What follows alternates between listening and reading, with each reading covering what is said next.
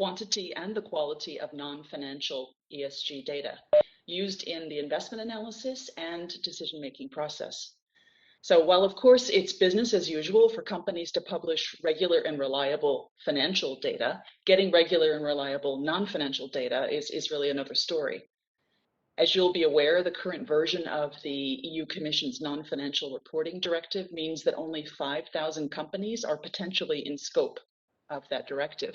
And in addition, the directive is currently applied on a comply-or-explain basis. So that means that there's not that much data, not many companies actually reporting. So the Commission has consulted with investors and the industry, and we expect news on improvements to the non-financial reporting directive next week, in fact, on the 21st. Of course, the effectiveness of the Sustainable Finance Disclosure Regulation and the EU taxonomy disclosure is dependent not only on the number of companies reporting, but on the quality of what they report. And there are EU initiatives underway focusing on data quality. So the good news is that we seem to be going in the right direction, both the availability and the quality of data. ESG data is, of course, just one of the key topics that LuxFLAG focuses on in its review of applications for the LuxFLAG labels. And while financial market participants were very busy in the first quarter of 2021 with the implementation of the Sustainable Finance Disclosure Regulation, LuxFLAG did continue to see solid interest in its labels. As of the 1st of April 2021, assets under management in financial products with a LuxFLAG label reached 150 billion euro. That is 347 labeled products managed by 113 financial market participants based in 16 countries. And in terms of the LuxFLAG label criteria, they are now, all the label criteria are aligned with the Sustainable Finance Disclosure Regulation. And we're currently working on alignment with the EU taxonomy, which, as you know, the first disclosures are required from the 1st of January 2022. So we have brought together today 3 experts who will focus on challenges and solutions for gathering and using ESG data in the investment analysis and investment decision-making process. Today's sessions are in partnership with OTCFin and Esg Europe, and we're also pleased to have with us a representative from one of LuxFLAG's founding members, the Luxembourg Stock Exchange. So thank you in advance to all of our speakers, and I'll now hand over to Sachin Vankalis, who is LuxFLAG's General Manager, and who will introduce today's agenda and speakers. Thank you.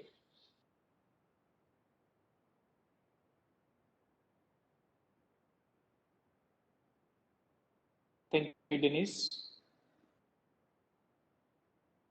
Thank you, Denise. Good afternoon, everybody. It is my pleasure to welcome you on this event on ESG data, and we are very happy to have our 2 associate members, OTCFin and RIEX, and of course Luxembourg Stock Exchange, joining us today. As you know, data often is referred as the new gold. Those who have data are able to take informed and qualified decisions, and particularly in a field like ESG, where data is very much fragmented, where standards are still being built. Correct and important amount of data certainly is extremely important.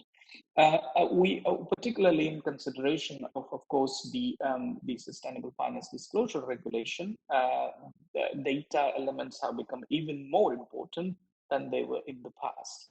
But certainly as an industry which is still in a bit of a development phase as such, it still is, let's say, there are certain challenges, certain opportunities as asset managers, but also as companies in reporting, in managing, and in publishing ESG data on a regular basis. So in this panel today, we are trying to understand what are those exactly the challenges, what are those opportunities where we as industry could evolve in terms of ESG data, and how ultimately we will be meeting the needs of investors as such in terms of what exactly they are looking for from asset managers or from investing companies as such on ESG data.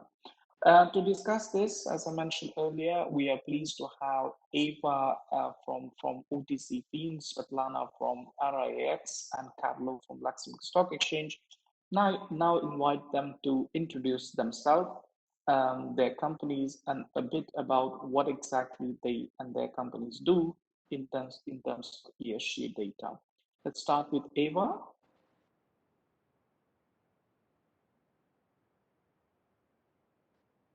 LuxFLAG for hosting this webinar. My name is Iwa Lim. I'm the head of product development at OTCFin. Brief introduction about our company, OTCFin. We're a fintech company with our core expertise in risk data management.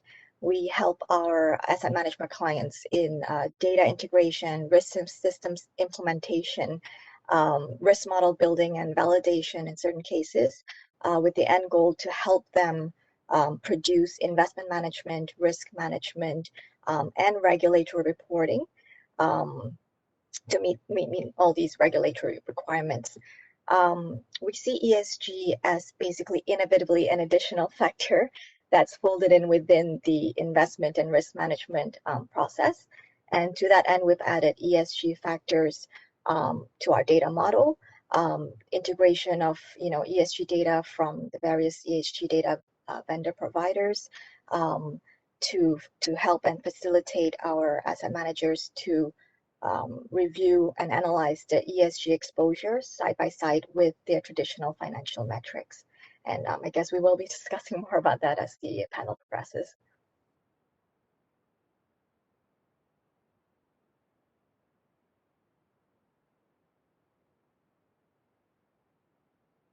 Svetlana. Thank you, Eva. Svetlana. Hello, everyone. Thank you, Sachin, for organizing this webinar, and thanks to other speakers for joining. I represent RIX Europe. We are a rating agency, credit rating agency registered by ESMA, but since 2017, we are very active in sustainable finance products. We provide ESG ratings, rankings, and we also do the second opinions for green, social, sustainable bonds. Sachin, should I start with the presentation now or should it be later? A bit later, maybe. Once Carlo introduces, then we take the next questions. Yeah. Carlo, maybe? Okay. Yes, hi. So my name is Carlo Hubli. I'm commercial director of the Luxembourg Stock Exchange, and nice to be with you again. So Luxembourg Stock Exchange, as some of you may know, is a leading marketplace for international debt securities. And we do operate a specific platform, which is the Luxembourg Green Exchange, on which we are nearing 1,000 sustainable products, which are displayed on that platform. And they represent roughly 500 billion US dollars, so roughly half what is issued. On the other hand, since we are getting much of data, lots of data, of reporting data for all these sustainable products, we decided last year to offer a service that would structure all the data, the reporting data, the pre- and post-issuance data, frameworks, second-party opinions, impact reports, allocation reports. So to structure all these data together and to offer a data product that actually allows to automatically integrate and look up and use these data and to make them also be comparable.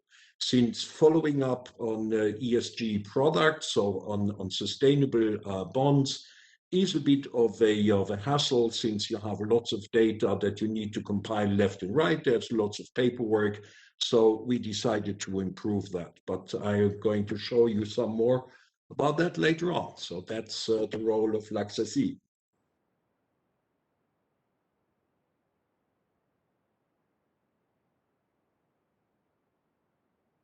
Sachin, still there?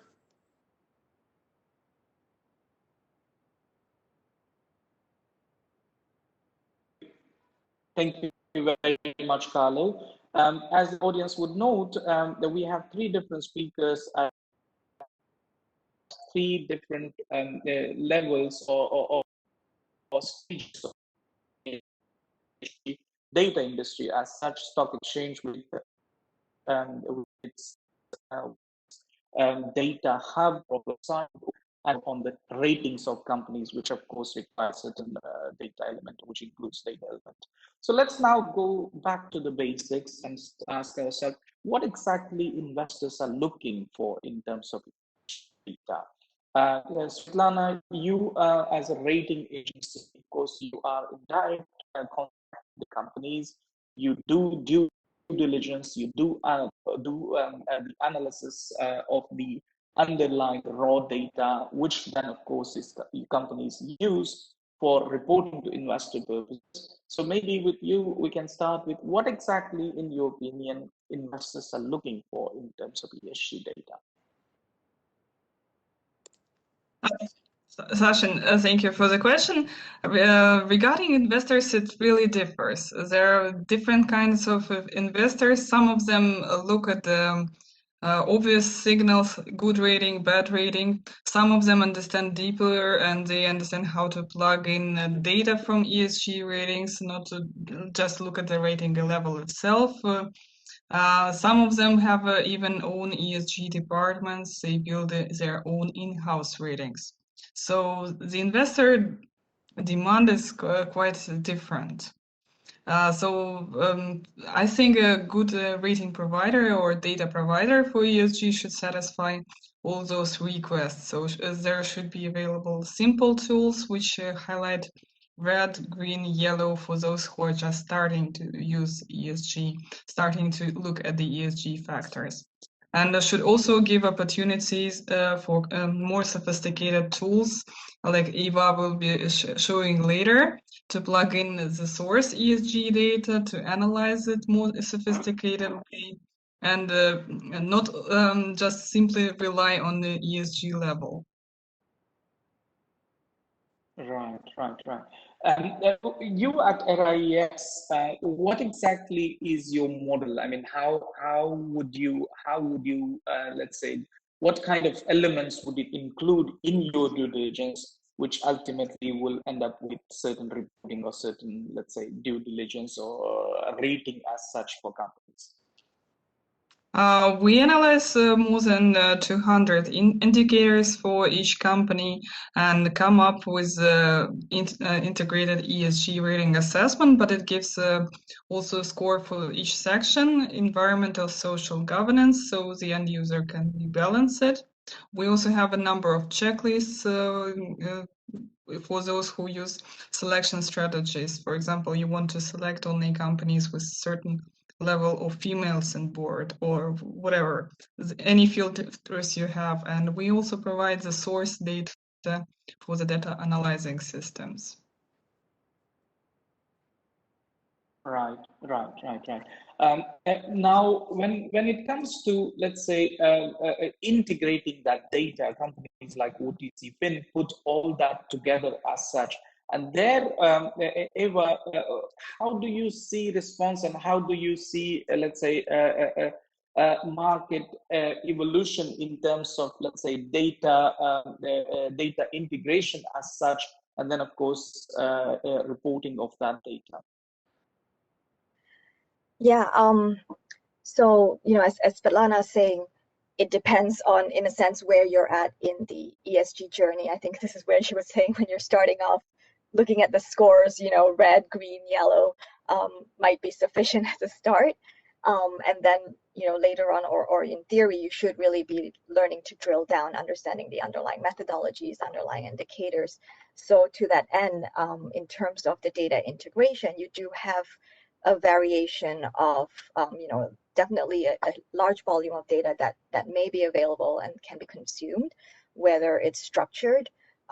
So as Svetlana was saying, all of the various scores, ratings, the indicators that the rating agency will be collecting, producing, as well as unstructured data, such as the research, the in-depth analysis reports that actually are provided. You have news feeds, and in addition, you could also have your internal ESG team or analyst having their own commentary or their own input.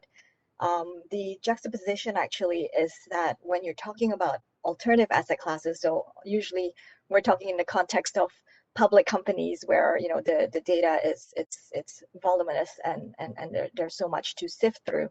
But for alternative asset classes like your private companies, private equity, real estate, that's almost a different animal, and different data points, data sources to consider. Some might have to rely on basically building out their own input templates, of course in alignment as we're getting in this getting into a standardization level. But there still is, I guess, work to be done, especially for for some of these sort of asset classes. Right.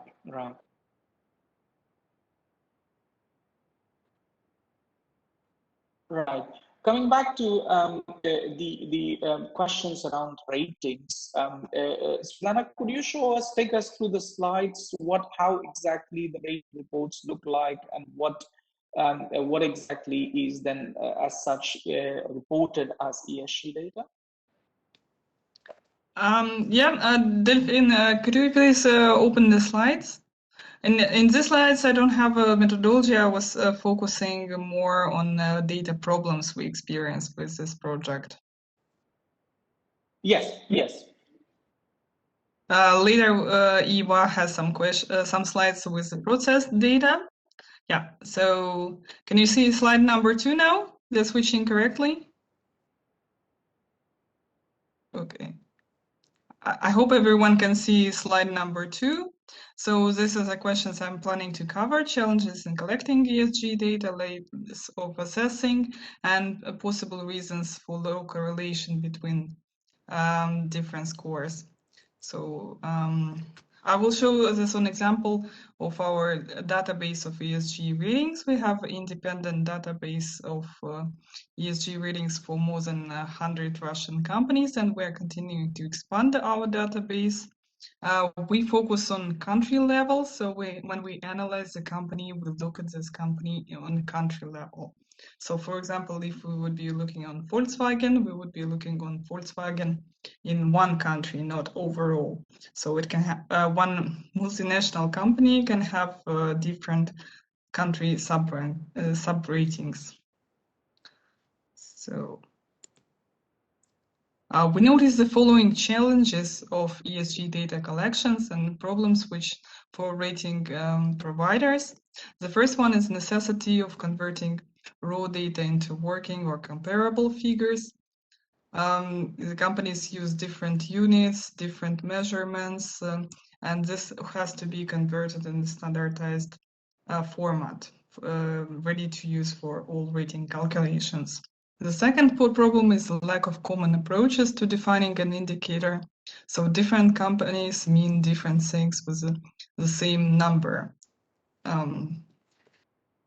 The third one is lack of consistency and comprehensiveness of data disclosure. So the data disclosure varies even from year to year. Fourth one, lack of data for a certain branch or subsidiary within the company. I will go later also to this problem. For example, when the company disclosures are so much aggregated at general level, and there is a lack of country-specific disclosures.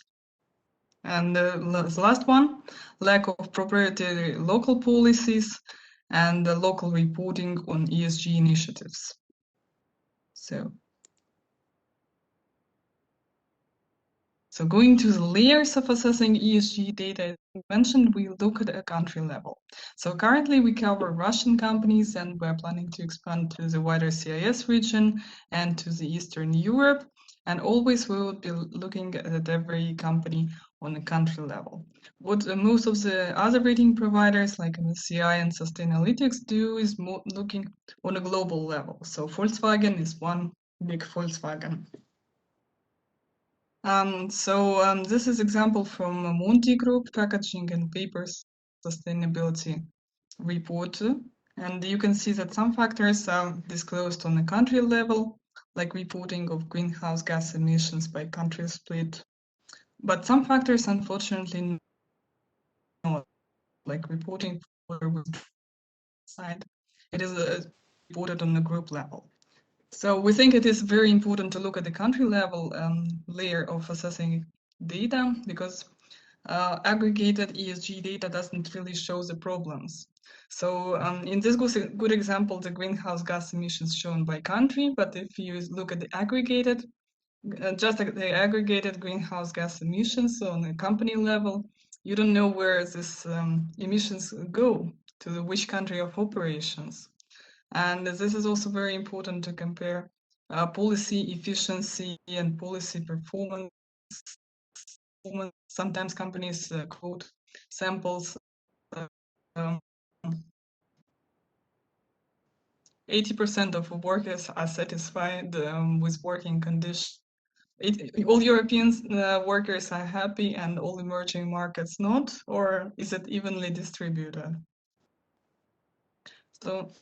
So it is very important to assess ESG data not only aggregated, but on a country level too.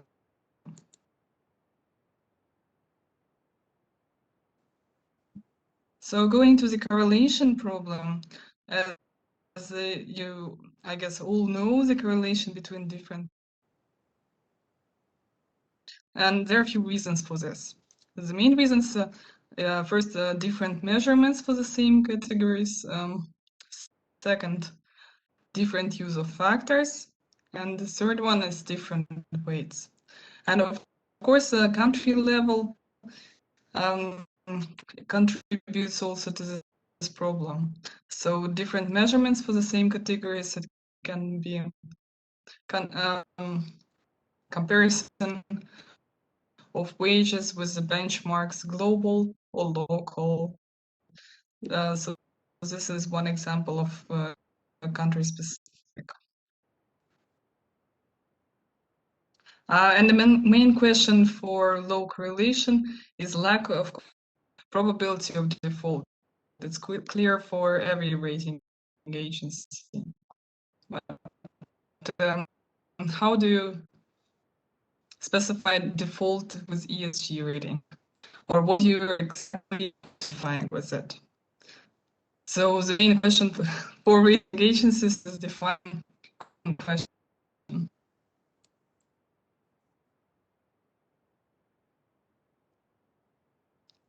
Sachin? Do I understand it correctly, Sukrana? If a company is, let's say, a multinational company operating in various different countries, the ESG scores of the local subsidiaries may differ due to the challenges in that particular, let's say, country as such. That's how it is reflected then in the ratings? When we look at the ESG rating of multinationals on the local level, we of course look at the industry exposure, which is the same in all countries. And we look at the country exposure. Country exposures is the country of operation. And we look also at the local reporting level. So for some of the multinational companies, we have surprisingly low ratings in Russia because they don't disclose anything what they do in Russia. They disclose very good reporting overall for the group, but they do not disclose the lower layers. I think we'll have this problem quite a lot when we continue to other CIS countries and to Eastern Europe as well. Maybe Eastern Europe a little bit less, because Europe overall there are some subdivisions, but for Russia and countries around it, this is a big problem at the moment. Yeah.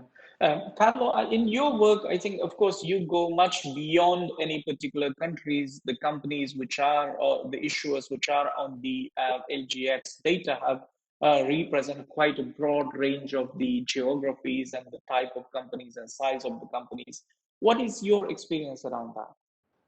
Okay, let's say, Sachin, we are at the exchange, we are rather working at the product level. So we are not that much working on the issuer level. So the issuer rating is not part of our offering. But where you're absolutely right is, as we have issuers from various horizons, there are in the reporting on sustainable products, there are no there is no common structure so far. So you get an enormous amount of different approaches to reporting. And then for our end users, for the asset managers, for the asset owners, the issue is how to compile all these data. So I give you an example. You have an impact report on a green bond. So fair enough, you have projects that have been sponsored, and then you have impact in terms, for example, of avoided greenhouse gas emissions that have been obtained. Now, when it comes to the reporting of that impact, you may have very various approaches from issuers. The ones are going to provide you with some kind of newsletter style 10 pages report that describes a bit the projects and you have the impacts are hidden somewhere in the text. You have other issuers that are going to provide you with a 250 pages scientific documentation project by project. As an investor or as an asset owner, if you have to compile all this, there was a nice word that has been used recently by a colleague of mine, and he was talking about data fatigue. You know, because you have to compile all this data, you have to obtain it, and then you have to sit down. Now, what we try to do is modelize a sustainable product. What is a sustainable bond, for example? Is it whether it might be a green, a social, or sustainable, or a sustainability-linked bond? How can you describe such a service or such a product in a consistent way? That brought us to the fact to define a model for pre- and post-issuance features of such a product that drills down to 150 data points that we are collecting for each individual of these products. The advantage of that is that it makes things comparable, that it makes things integratable, because that's one of the big issues. And I'm sure that Eva could tell us a bit more about this nightmare, because as we heard, many of our asset owners today have not one single feed but on ESG, but they already have 2 or 3, or some of them even have 4 feeds that they need them to integrate in order to make the things usable internally. So we try to provide the raw data that you're actually going to need to perform your own analysis and to perform your own, to take your own conclusions or to follow up on your investments.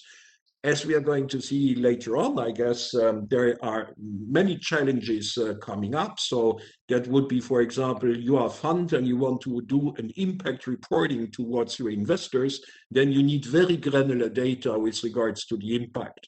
Another one that I'm sure we're going to talk about is, for example, when it comes to the SFDR or SFRD, sorry, when it comes to the principal adverse impact, for example.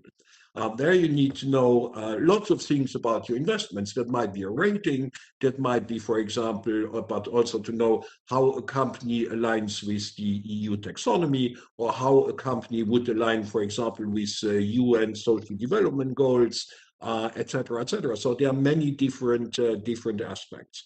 What we try to do on our side, on the niche of the sustainable products, is to provide a global overview over all the issued products. Today on the database, we have roughly 3,200 securities that we are analyzing and maintaining on a daily basis. And these 3,200 securities represent 99% of the investable universe and listed universe in the green, social, and sustainability area. So that's the approach on our side. But again, you need also to have these data in a structured way if you want to perform proper analytics.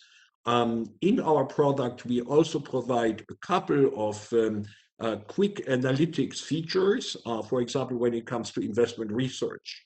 Okay, but again, that's a bit the way we see it on our side. Right. Thank you. Now, of course, the challenges at the fund level and challenges at each individual company level are, of course, very, very much different. And Eva, I apologize. I think my connection was slightly bad. I was mentioning that as Svetlana mentioned earlier, the challenges of ESG data at the company level and the challenges of ESG data aggregated at the fund level are, of course, very different. And there, OTCFin, where Ava works, of course, is very much engaged in fund level reporting or aggregation of that ESG data. What are your experiences, Eva, around that? What are exactly challenges around the aggregation of ESG data? Let me, I guess I have a slide for that. So let me share my screen.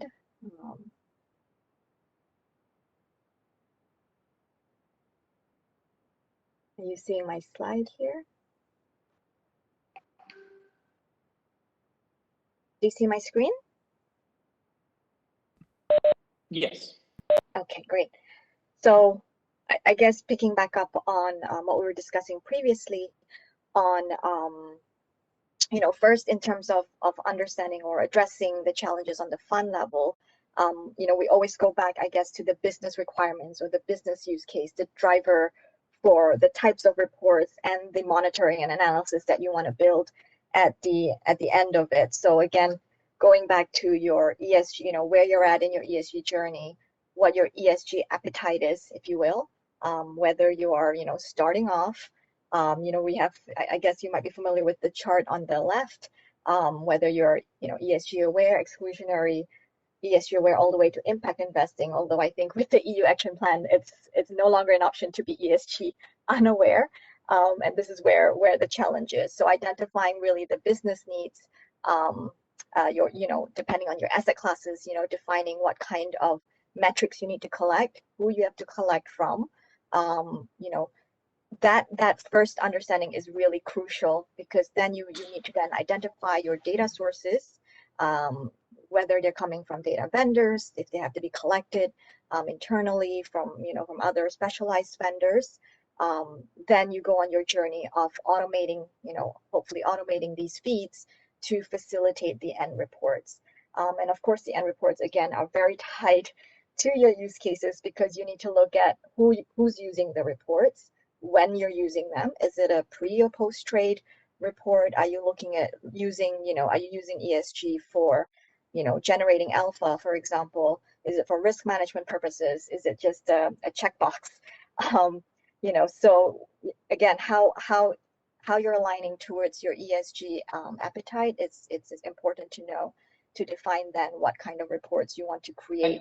And Eva, these type of reports then are prepared or customized depending on the investor need, or they are like providers like yourself, you have standard templates which your investors or fund managers can use? We've internally created templates. I think you nailed it on the head right from the start when you say it's still in development. Standards are still in development. I think the SFDR EU taxonomy are, the beginnings of, standardization, normalization.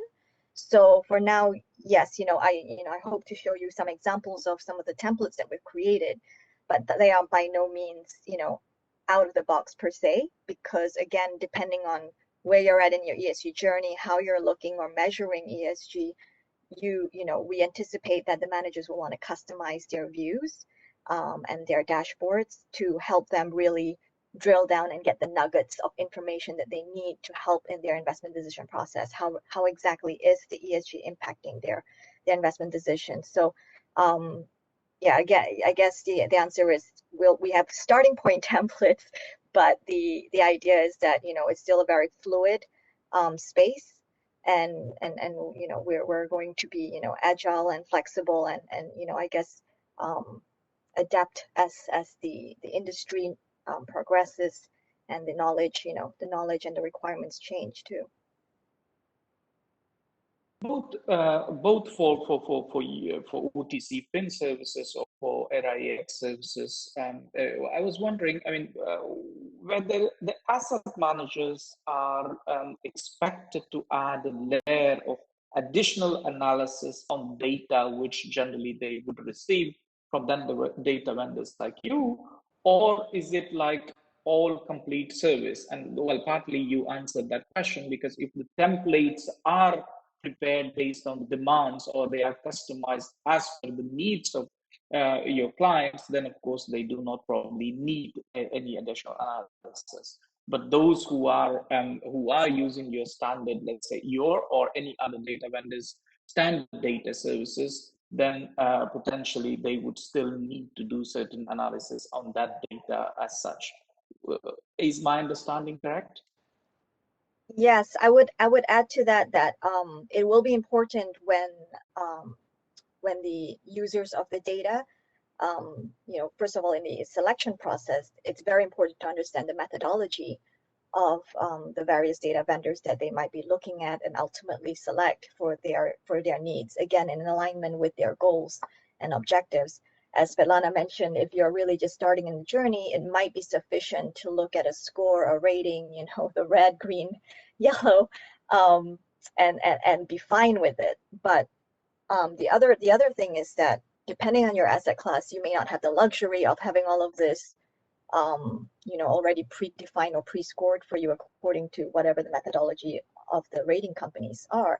You know, when you're talking about alternatives, that's still like, you know, I think there is still a gap there in terms of gathering the data, you know, whether again for private companies or for, you know, for real estate infrastructure, these are still quite huge challenges. And you definitely, I think it's unavoidable that you will have your internal team really having to, you know, get elbow deep in understanding the data and you know, trying to figure out where to get it or what to do with that data. So depends on I guess the maturity of where you're at and the asset classes and regions, as Svetlana was also talking about, the exposure.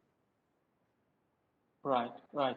Anybody else want to comment on the variation of different methodologies being used? Because that is one of the whenever it comes about data industry as such, or data vendors, one of the main comment comes around is, okay, this data vendor rates this company X as ESG investable from ESG perspective, while the same company is rated by some other provider as non-investable, or even in some cases exclusionary, right? So this variation of methodologies or variation of let's say tools behind doing the ESG analysis, that has certainly turned into as a big challenge. But then again, it's also about the underlying asset classes. ESG analysis for fixed income compared to equities, compared to sovereign bonds, compared to you know, if a specific fund is, let's say, linking its investment strategies to the SDGs, of course the data, underlying data and underlying analysis differs. Any progress has been achieved, and would or if has been achieved or would be achieved, particularly in anticipation now with the SFDR and the taxonomy, around common methodologies or around common, let's say, tools as such, so that whatever comes out from various vendors is, let's say, readable across. Is there any progress, any comments around that? Yeah. Oh, sorry. Go ahead. Carlo, you can go first, or. Okay, but you already mentioned, you already gave part of the answer, Sachin. I think when we started, let's say, ESG becoming really a topic, let's say maybe as of from 2015, 2016 onwards, where it becomes some kind of real, take some kind of real effect. Now, the issue is that we were starting from different points of analytics. Okay, each one developing some kind of methodologies that seem to be appropriate from different starting points. So let's say a provider of a second-party opinion has not the same starting point or of analytics than a rating agency. Okay, so there were different approaches. Now, I think with all the initiatives that we see, like the taxonomy, like a common governance rule for the non-financial reporting, and mainly for the EU taxonomy, I think having this kind of common language will also improve in the end the data quality. Okay, that's true certainly for the E of the ESG. Now, when it comes to governance, then we are not yet really there because there are still very many different approaches of measuring that effect. And also to say about social, it's also something that needs to improve. Of course, we have the UN SDGs, which I believe to be a very good level of consensus. That may be a very good level of consensus. But again, there you may be perfect in terms of UN SDGs, but you may not be that much efficient when it comes to the environmental aspect of things. So again, it's a very complex thing. Now, what happens is that also the use case within our clients might be totally different. So when you're talking about investment research, about investment monitoring, about compliance, and about reporting, the data needs are totally different. The processes are different, and also the methodologies that applied, for example, for investment research when compared to compliance are different. So you need to have probably different data approaches when it comes to the different activities. And unfortunately, there are some differences today, and there will be differences tomorrow, at least when it comes to the rating or grading assessment of issuers. Unfortunately, I think we will have to live with that for a couple of other years. Not that much on the product level, because, and that's maybe the hope that we can have at the product level when it comes to really the core of the green, sustainable, and social products. Their consensus starts to build on what reportings are. And for example, also the EU Green Bond standards and the EU taxonomy will further streamline also, I guess, the reporting and the measurability of impacts. Does that make sense? Right. Yeah. Svetlana, you wanted to comment? Yeah. I wanted to comment regarding methodologies and their difference, whether they will converge. As I already highlighted, the question rating agencies are answering differs. Some of them, most common distinction, some of them focus only on risks, ESG risks. Some of them also take into account opportunities. The extent to which they take into account opportunities differs. And it is okay. We don't have here common variable which is measured like in credit ratings. So in some way, ESG is more sophisticated than credit ratings because we don't have this over-reliance problem. You cannot really blindly rely on ESG. You have to understand it deeper. So ESMA had a big problem with forbidding over-reliance on credit ratings. With ESG, I think it will never allow over-reliance like this ESG level is okay. This is just not possible. There will be convergence of source data, so of the way how companies report, definitely there will be convergence because the standards converge between themselves, the rating system report in a comparable, consistent way. So in this sense, there will be some convergence, and of course the methodologies will converge a little bit to take into account the source data, which will be more standardized. But some differences in the methodologies and questions will remain, and it is normal. So each user can define which question fits better in the perspective. Right. You do see, though, that the regulatory, let's say, actions or policy actions happening in the last 12 months to 24 months, be it at the Commission level, also discussions, as you mentioned, at the ESMA level. This certainly will bring some consolidation or some kind of common framework which can be used for reporting as well, right? Definitely. Some convergence, of course.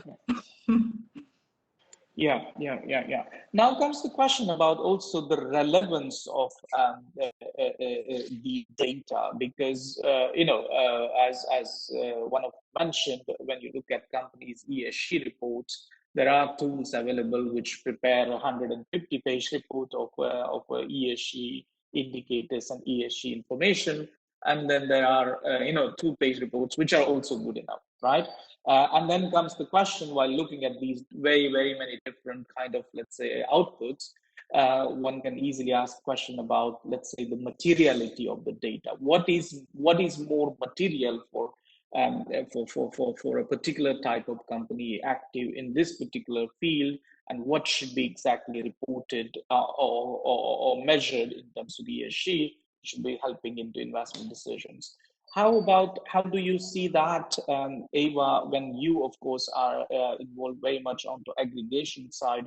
How do you see that, the materiality factors? Well, you mentioned earlier about more, of course, if you make the big distinctions between impact investing and ESG investing, there, of course, the indicators would differ, but still within ESG, do you really go, let's say, sector by sector, activity by activity, and identify what is more material, and probably that would make more, let's say, sense, or add more value for investors?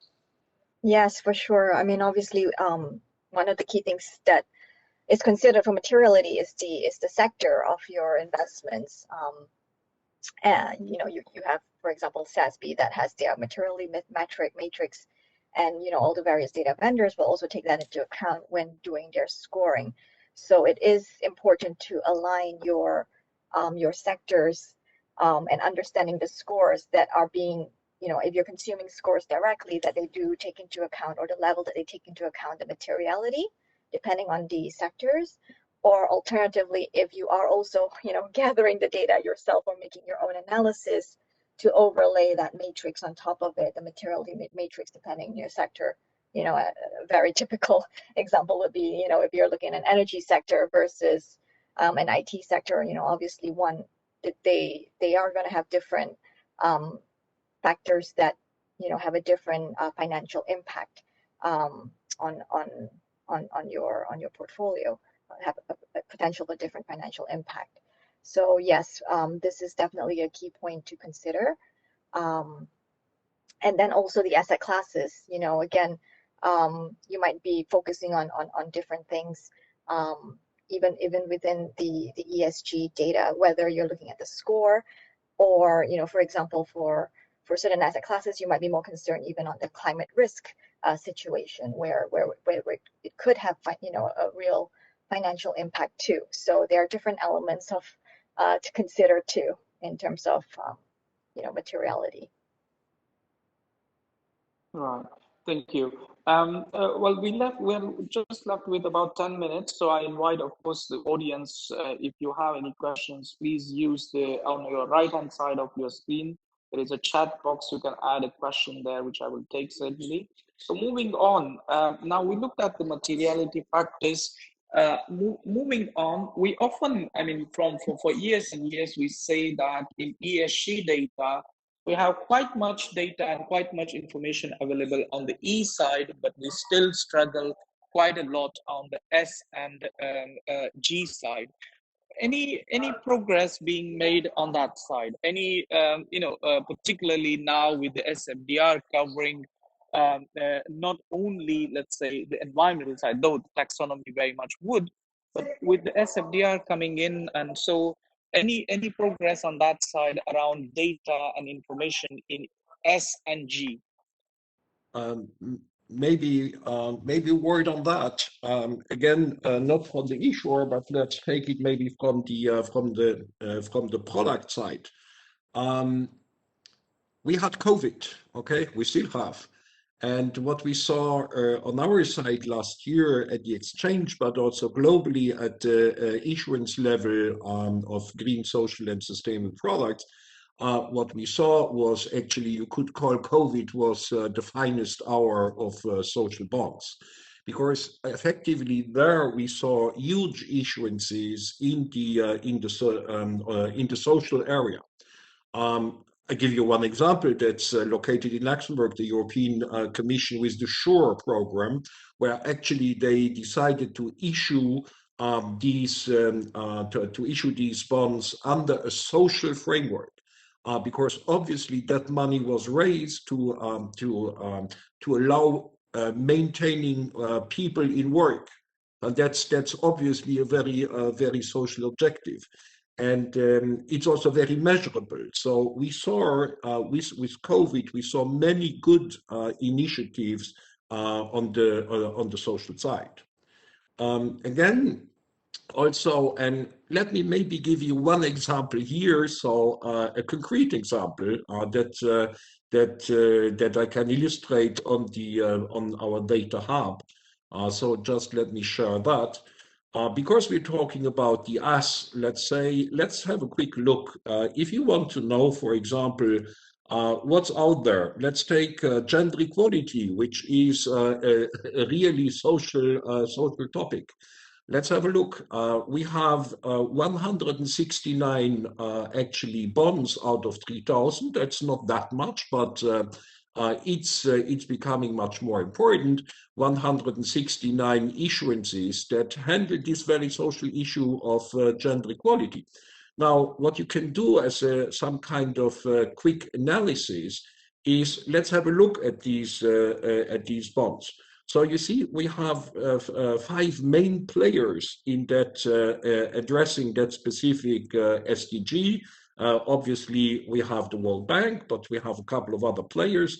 And now you can drill it down. You can see what are the currencies that are actually in issuance, where are the issuer located, what is the level of reporting. And again, reporting is important. So when it comes to this social objective, how is it then going to be reported once at the project level or at the allocation level? So here again, you can then have a quick view into the allocation, and then you can see, for example, after 96% of allocation of proceeds into these projects that are to support that the SDG of gender equality, you can see what is the overall contribution of all these bonds to the various social development goals, and then you see gender equality was really addressed, and you can also see what were the actual project categories that have been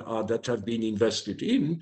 And at the end, you can have a look on where are these projects to support the SDG 5, where these projects have been allocated. So I'm going to stop that chart here.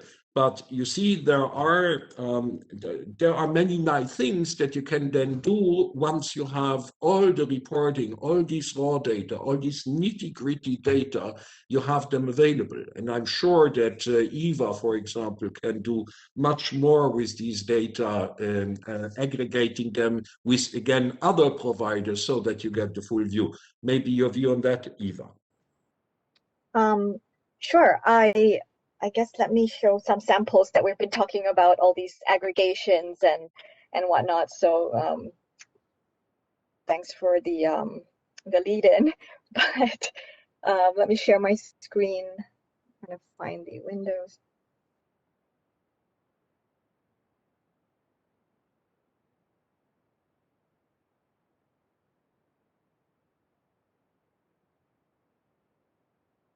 So this is just to go through some of the examples of aggregating the data onto, we were talking about the multiple different viewpoints, whether it's, in this case, it's an example of a firm-wide view. In this example, thanks to the example data from LuxSE and REX, we have a sample asset manager, for example, with 2 funds, one equity and a green bond, a fixed income fund, which is primarily invested in green bonds. So over here, an example of the aggregation of data where we're showing, your market allocation, standard metrics like your number of positions, your returns, your ESG score for the companies or issuers. Then you have, for example, your fixed income metrics, your credit rating, duration, yield. You have a compliance element and a data coverage element, and you can slice and dice your your firm according to the various metrics, such as your credit rating, ESG rating, your region, sector, asset class. So again, a bird's eye view on the fund level. And then we can then drill down on each individual fund. Just a quick look at some of the templates where, sorry, we'll have to refresh it. I think it timed out. Refresh it a little bit.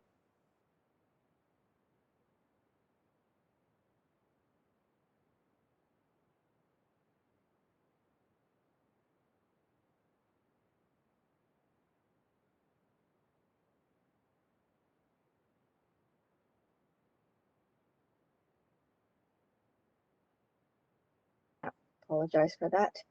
Technical difficulties.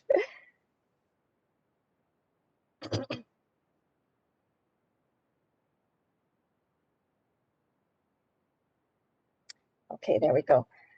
So an example of a fund level view on an equity fund. So again, driven by data provided by RAEX, where we're getting their ESG ratings, showing their allocation across the fund.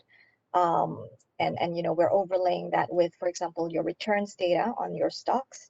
You can see your allocation per sector with their corresponding ESG scores. Drilling down into the individual indicators, highlighting some of the controversies that might be exposed on the fund level.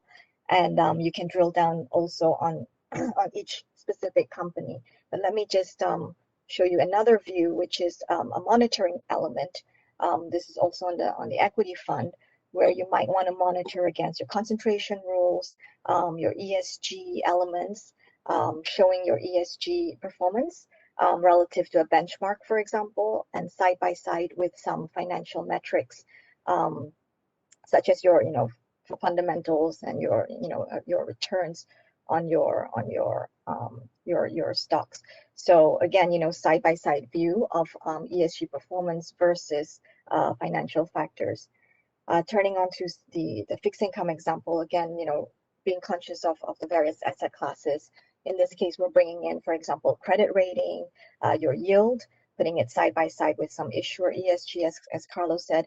For green bonds, we might be more interested in, again, thanks to the data that's compiled by the LuxSE, some of the excluded categories that the issuers have implemented versus actually what eligible categories this fund is exposed to. So you can see, for example, the percentage of the fund that is exposed to the various eligible categories, and in a way check that it's in an alignment with the policies of this specific fund. For example, you see your sector allocation, your distribution of your credit rating, and ESG rating together side by side, and then correspondingly a monitoring view, if you will, highlighting some of your fixed income sensitivities, and also your eligible categories in one view. And you can kind of implement some filters to monitor by rating or your sensitivities, which can be pulled into the view as well. Just a quick look, drilling down then further onto a company level. Again, coming from looking at just a score, but then being able to drill down to a specific company and understanding what's contributing to the score. You can have various elements of the indicators shown in a dashboard view with access to potentially your additional analysis that can be provided, more detailed analysis, so you can further understand where the scores are coming from, drill down to additional indicators. So the idea really is to facilitate or streamline the analysis process, having all of the information aggregated and viewable, accessible in a streamlined way. We can even link towards a document repository, for example, to where you can store all your various documents associated with each company, including your analyst comments. So Sachin, to your point about analysts overlaying their feedback, that can be also done. Right. Right. So as long as, if I conclude what you said, as long as there is a raw data available, there are tools available in the market. There are vendors like yourself who can bring out the information which is valuable, which is important, which is up to date, and which certainly helps into investment decisions from the ESG perspective. Now, well, we are just 1 minute above our time. Just last question, which I suppose would be interesting for the audience to know also, is in this new world with SFDR and taxonomy, I believe data providers like yourself, yourself or Svetlana or even NGX, you guys are developing certain tools, certain products around, let's say, SFDR compliant, taxonomy compliant assets as such. Do we have you started already? Is this something foreseen?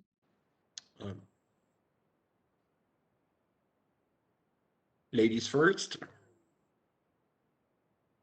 Yes, we taking a look at the draft, the RTS, we've been busy working with the various data feeds that we've the data vendors that we've integrated with in the past, and basically checking on their alignment with the SFDR, which a lot of them are aligning their data points. So really it will be the same thing of aggregating the data feeds and mapping it towards the end template that is expected.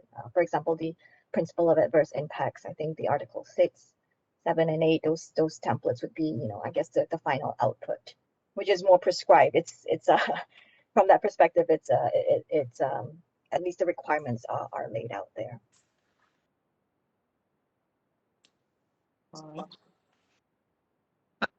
From our side, we of course also look at those tendencies, and besides report and PDF provide the source data.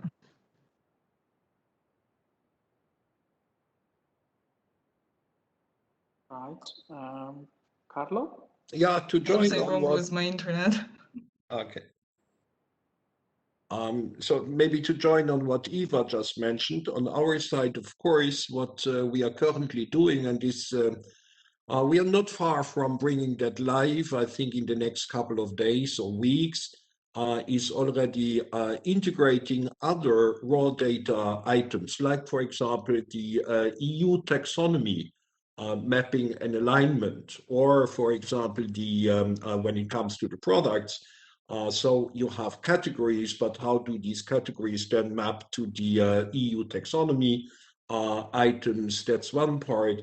The other part is, for example, the NACE reporting or the integration of sectoral cross-identifications to the NACE level, which is also something which is important for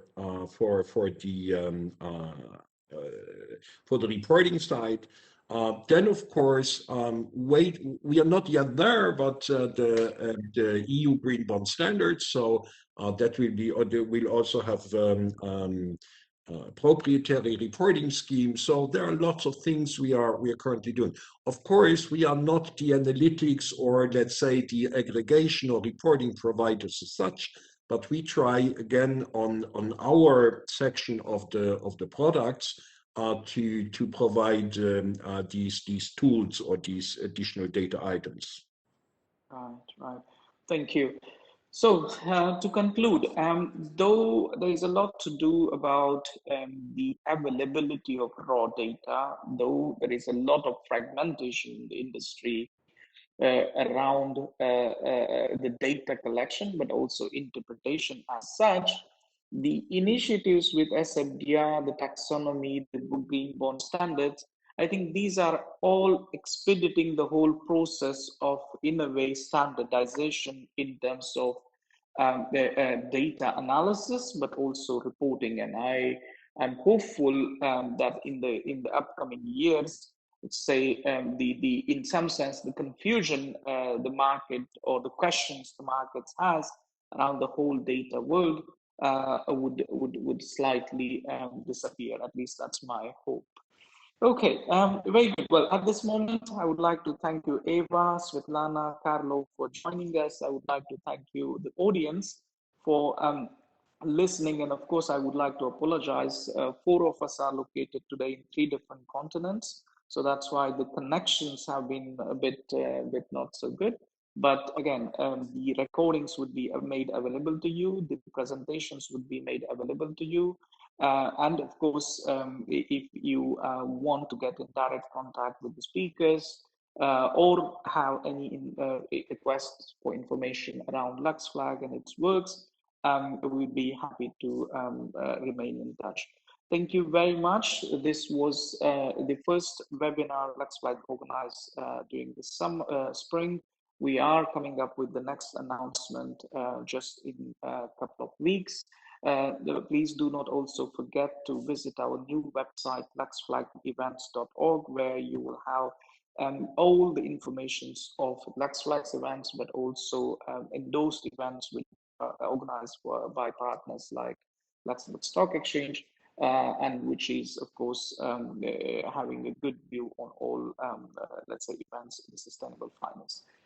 Thank you very much. I wish you all a very good evening. Take care and stay safe. Thank you very much. Thank you. Bye-bye. Thank you. Bye. Thank you.